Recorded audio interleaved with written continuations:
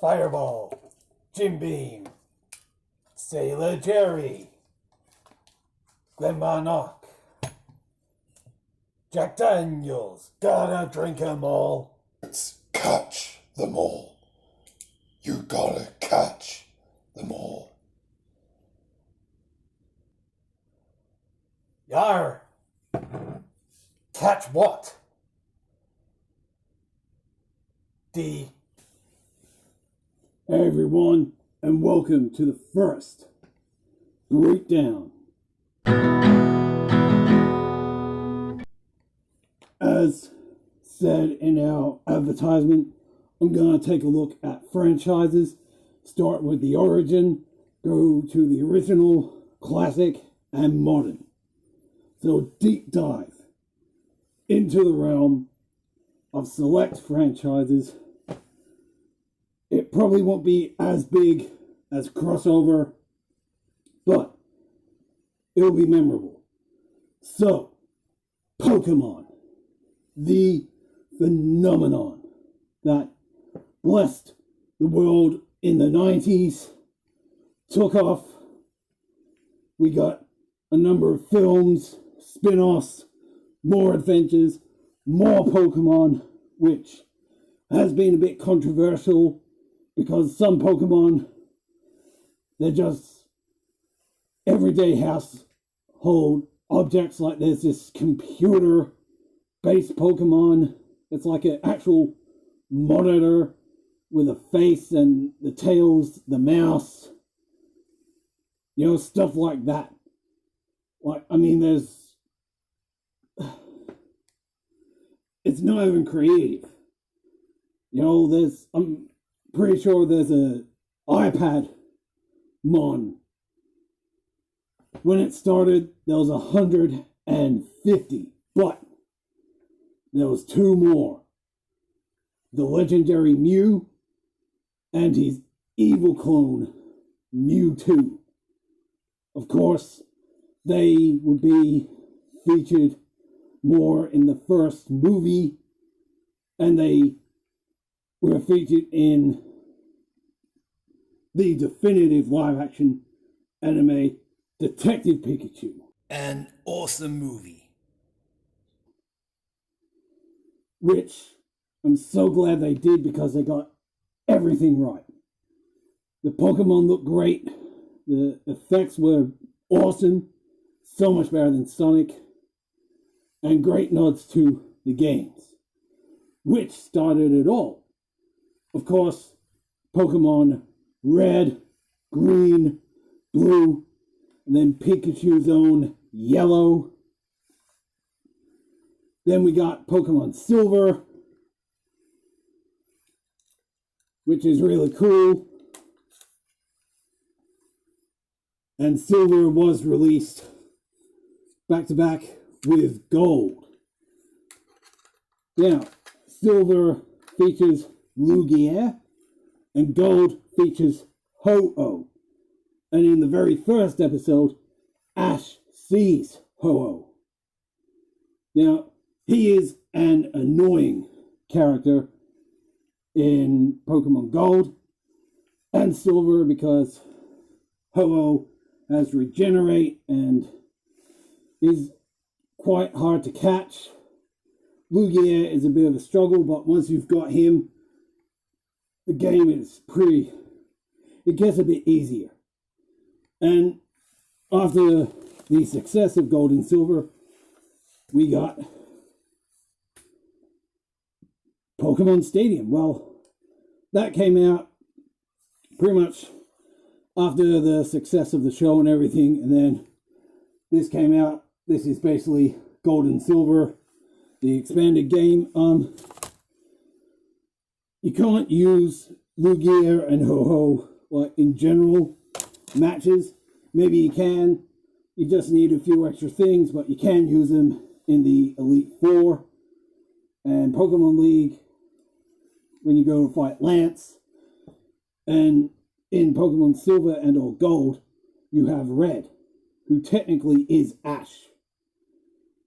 Because, well, Ash is based on Red or Blue or Yellow, and My gosh. And yes, Pokemon Black, the infamous haunted game, the famous creepypasta. After that became a viral sensation. People did make a bootleg version going by every little detail. And funnily enough, they did release Pokemon Black and White. I think Pokemon Black just references the original mysterious creepypasta, but you can download fan-made versions of that game, and everything in the creepypasta does happen in that game. It's crazy. What also is crazy is the origins. Now, this isn't so far-fetched. It makes a little sense. Gremlins. Yes, Gizmo is pretty much the first Pokemon, because he does evolve, and I'm pretty sure there is a Pokemon lightly based on Gizmo, and his evolution is lightly based on the Gremlin. Of course, his weakness would be water, because he multiplies, as you know, so they could do that. You know, he could be only used at night, and he will make for a great Pokemon. Sure, the culture is Chinese, not Japanese, but the concept of Gremlins and Gizmo and his metamorphosis probably inspired Game Freak with Pokemon, and there was a few other things. But in a sense, Pokemon Origins can thank Gremlins, because Gizmo is in the backpack of Billy, and as you know, Ash carries Pikachu in the backpack. So, a little wink there. Another origin.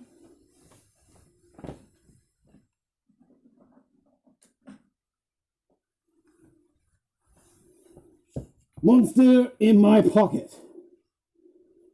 The true original Pokemon. And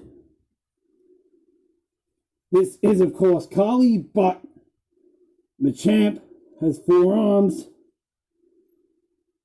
Could say Machamp was based on Goro, because he was based on Kali, so yeah.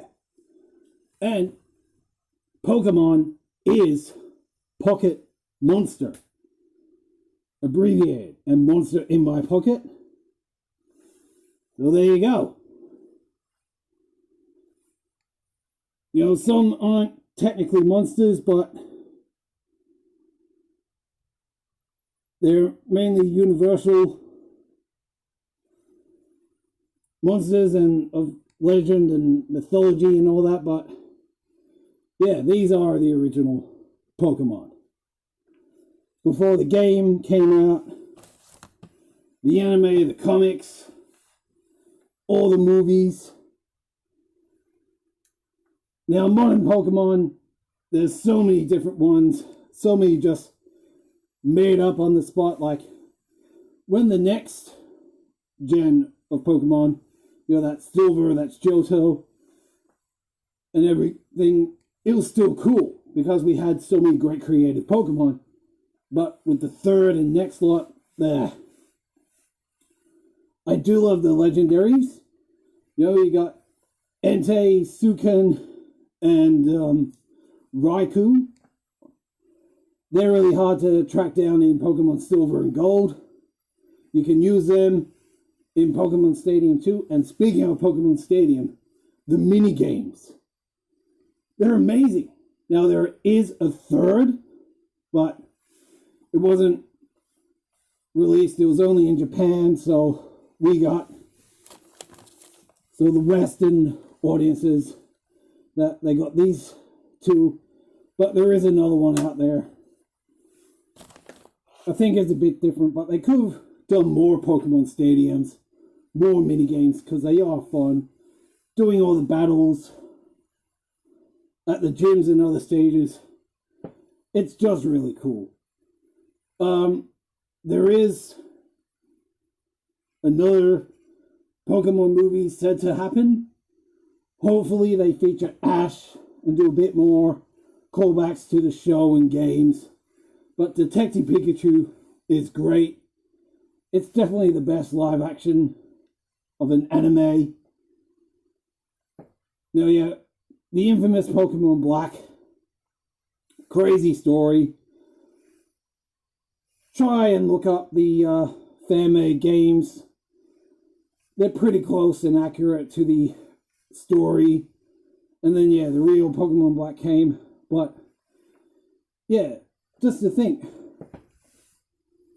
The concept and idea, more or less, started with Gremlins. And then we got Monster in My Pocket. Cool early 90s toy.